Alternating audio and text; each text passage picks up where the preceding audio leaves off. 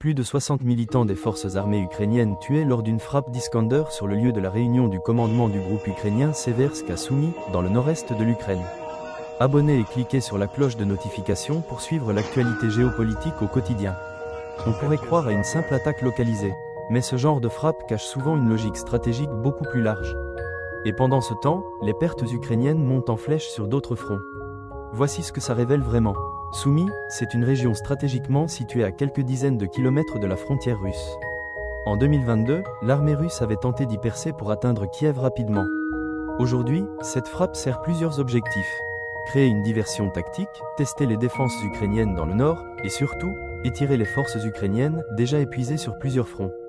En frappant à Soumy, la Russie oblige l'Ukraine à redéployer des troupes et équipements anti-aériens, pendant que les combats intenses continuent dans les autres fronts. Et ce redéploiement tombe au pire moment. Ces dernières semaines, les pertes ukrainiennes sont particulièrement lourdes. Selon plusieurs sources, y compris russes, mais aussi des observateurs indépendants, on parle de plusieurs centaines de soldats tués ou blessés par jour sur certains axes du front. L'armée ukrainienne fait face à un manque cruel de munitions, une rotation des troupes de plus en plus difficile et un essoufflement général des brigades engagées depuis 2 ans. Kiev continue de mobiliser, mais la cadence est difficile à suivre face à une armée russe qui frappe de plus en plus fort et de plus en plus souvent. La frappe sur Soumy n'est pas un hasard.